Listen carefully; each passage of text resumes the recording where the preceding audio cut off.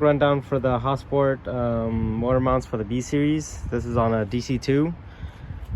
For the driver's side, you'd have to remove the factory bolts or studs.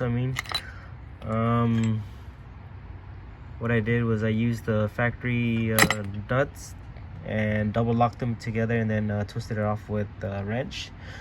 They supply you with 5 bolts. So 3 of the Allen head screws are gonna go, bolts are gonna go onto that one. This one's gonna be on the back of the motor. That one goes with the smaller bolt. And then for the passenger side, it's gonna have another bolt as well to replace, since it is thicker on the mount itself. So that's why they supplied those. So these 3 right here, that's pretty straightforward. You lift this up. I use the extension with the 17mm. Passenger side, I remove the intake so it gives me a little bit more room.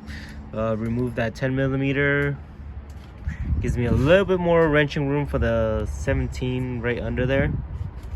And then there's that bolt I mentioned, the fatter one's gonna be right there. And then the 2 factory ones on the side are gonna hold that down. And kind of hard to see, but the one all the way in the back, that one's the toughest.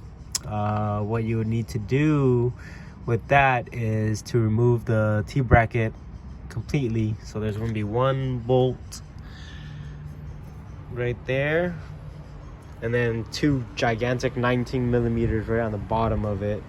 So once you blast those 3 off, then the bracket itself is movable, I guess, and then that gives you access to the 3 14mm bolts on top of the motor mount itself.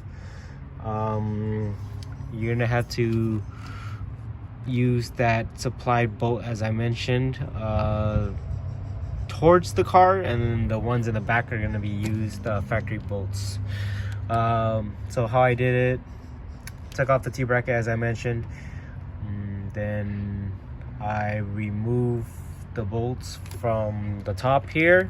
Gonna need a swivel 14mm, and then I use multiple extensions.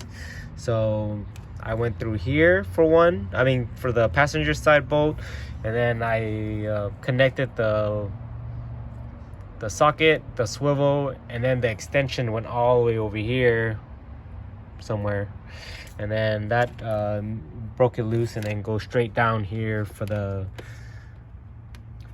remaining one, and then reinstall it to keep the bolts in. If your sockets aren't magnetic, what it is, we just use the piece of paper and then just smush the bolt itself onto the socket with the paper in between, so that kind of locks it in.